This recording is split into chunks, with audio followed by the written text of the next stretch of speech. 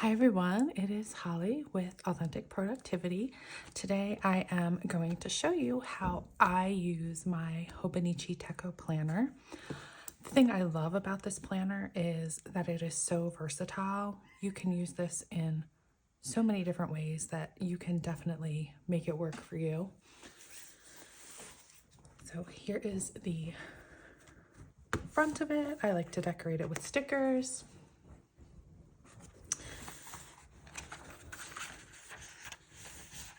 The first pages are the calendar pages. I use these to track my cycle. That's just how I use them. I've seen people use them to track work, vacation days, leave time, etc. Also their paychecks. It's very versatile. On these yearly index pages, I use them as a habit tracker.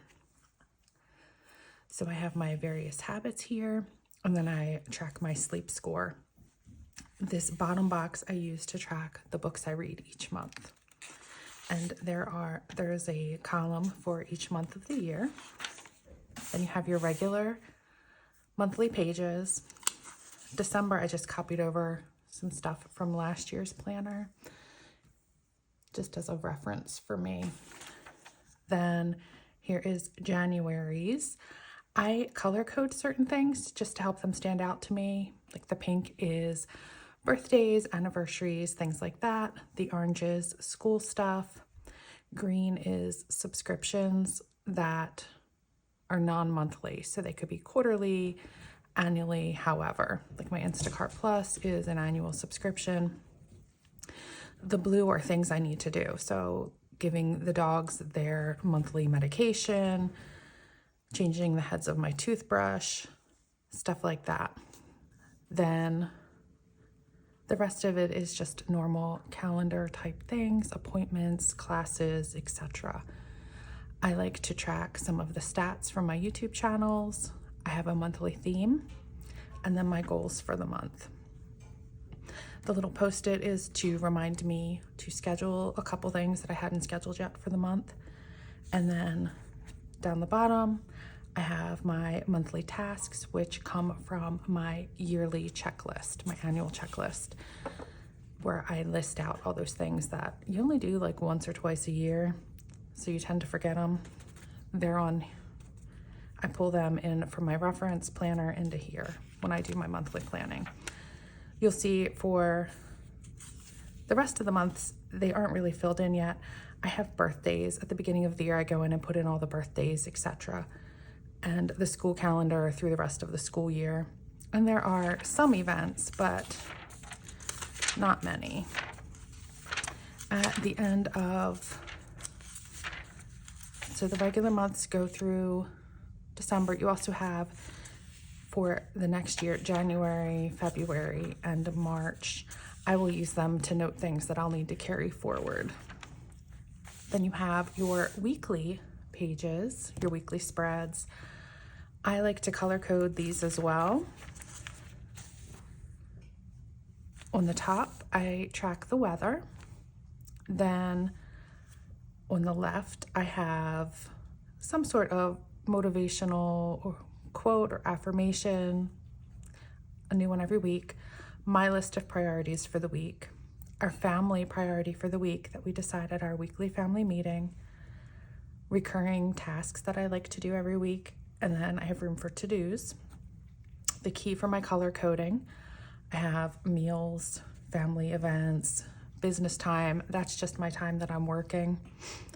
And you'll see if I have an appointment that's work related, it is written in there. Otherwise, it's just blocked off as work time. And my personal time. Then you have the whole 24-hour day. It starts at 5 a.m. and goes to 5 a.m. the following day in the column for that day. I draw a line across 2100, which is 9 p.m. because I don't have stuff going on at 9 p.m. I'm in bed. I have the line there, and then I have a line at 1 a.m. Between 9 p.m. and 1 a.m., that is my weekly tasks. Well, they recur weekly, my daily tasks. You can see I check them off as I get to them. And then from 1 a.m. to 5 a.m., I have daily writing prompts. The ones that I have so far through this week are from a book, but I don't know, I'm just not feeling them. So I think I'm going to start using the prompts that I have come up with that match my monthly theme. In January, the theme is mindset. I'm just going to start putting them on there.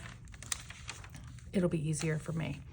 Then also, I don't have it here. At the top, I'll make notes like there's an early dismissal on this day from school, and I have an IKEA delivery coming, but they don't give you a time. It's just, I know it's that day. That's all noted there. That's how I like to use my weekly spreads. After the weekly spread, you have the daily pages. Let's go to January. There are a couple blank grid pages. Well, there's two blank grid pages between the weekly and the daily. I haven't used them so far, as you can see. At the beginning of each month, there is a remember this page. I am currently using this for my theme. Like I said, January is mindset. That is my definition of mindset, so I know what I mean. The book that I plan to read related to mindset, I've already finished that. There will be a review of this book coming up. The quotes that I have for mindset, these are all things that I pulled up before the month started, and my starter reflection questions. And I actually have added more. They're just not in here because I ran out of space. But these are the reflection questions we started the month with. I have some additional reflection questions from reading the book. That is my monthly remember this page. And this is another page a lot of people use in a lot of different ways, which is awesome. Seriously, I love how versatile this is. Before my Hobonichi Techo, I was using a bullet journal, and I felt like it was more, it worked for me, but it was a lot of setup time, which was annoying. This does not have near as much setup time, and it works better for me. Okay, then there is a whole page for each day. I have the A5 size, by the way. They also have an A6, which is a little smaller. I have at the top, they have room for 5 tasks for the day. And those I pull from my weekly spread. I write them in here. Each day I set a daily priority. And then I carry forward any appointments and notes on meals. Then throughout the day, I just make notes of whatever's going on for that day, any money I spent, vitamins I took, anything like that. And then this bottom part, I have 3 books that I am reading every day.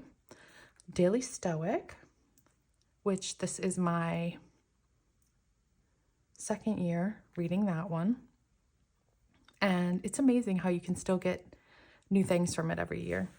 Then Daily Creative. This is my 3rd year with Daily Creative. And Mindful Year. This is my 1st year for that one. And next year, I'll probably change that up a little bit. But for this year, this is what I'm doing. These are my notes from that day's reading in those 3 books. So here, that is the daily pages. And you'll see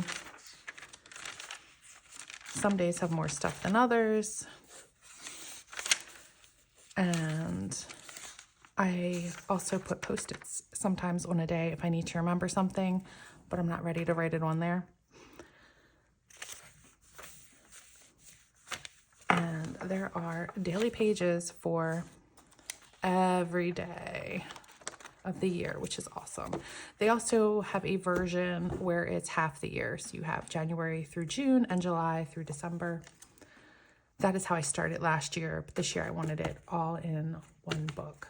There are some blank pages. I don't want to show you this because it is I have reference information on there, my insurance information, my kids' school information. These pages, there aren't many of them. There's just those, are reference pages for me. They also have this timetable page, which as you can see, I am not using. It says write a recurring hourly schedule for each day of the week. This is useful for a variety of things, such as filling in the broadcast times of favorite television shows or splitting up house chores. I don't really watch TV. When I do, it's on-demand things. And the house chores, we have a whole separate system for that. This could be good if you're in school. Also, I can see, but for me, not really using it so far. Graph paper. It says this page is convenient for recording your daily weight or other ongoing changes when you have a certain target in mind. Again, you can see I'm not using it. Last year, I used it for additional reference information because I had used all of the other pages. Favorites. I have not used this so far, but I do plan to. It's early in the year. This is a great place to list rankings for movies, books, music, restaurants, events, games, and much more on a sliding scale of 5 stars. So you can circle like movie, book, music, food, etc. Give your rating, make your notes. Again, I haven't used this yet, but I do plan to. And there is room on here for 12.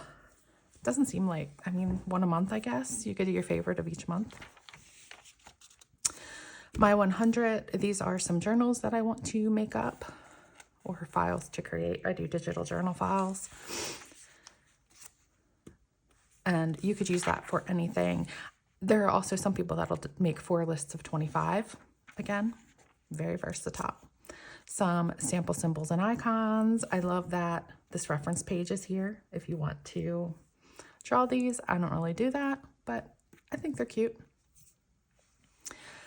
How to have fun keeping a diary, just a little reference page.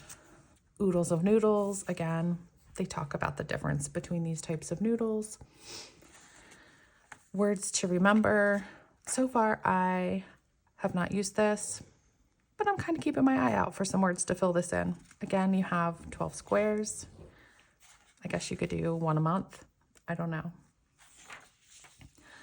365 days check-off sheet. I am doing it to track the days I journal. I write in my journal just about every day, but I do occasionally miss a day. This year, I thought it would be interesting to track how many days I actually miss over the course of a year. I've never done that before. So I have been filling it in each day that I journal. We'll see how that goes. I thought it was kind of I didn't really know what else to use it for. They have this QR code here you can scan. That'll take you to this website, which is Hobonichi's website, where you can get some more information, some samples of how different pages are used. They have some journaling dice there, just various reference information. They have this gift page. Again, I have not used it yet, but you can record gifts that you have given or received so you don't forget who gave you what or what you gave to who. And you could also, if you'd like to send thank you cards, which not many people do anymore, you could do all the gifts you receive and then check it off as you do your thank you cards. Addresses. I have covered these up so that you don't see the ones that I have on here. The ones that are on here are the people I would need to contact or I'd want to contact in an emergency, assuming, say, my phone died or got lost. That way I have their information here. And the last page is the personal notes. I've covered up my personal information. Basically, it is your name, your address, your email, your phone numbers, and there's a spot for reference information. And this is meant to be in case you lost your planner, someone could contact you. That is, you can see the Hobonichi Techo 2025. I have the Cousin A5. I love this planner. I definitely plan to keep using it because it works for me better than any planner I have ever used in the past. It's because of that versatility. I still occasionally tweak a page a little bit, but it works and I love it. What interesting ways do you have to use your Hobonichi? Leave a comment, let me know. I'm always looking for ways to improve or do better, or something that might work for me a little better. Thanks for watching.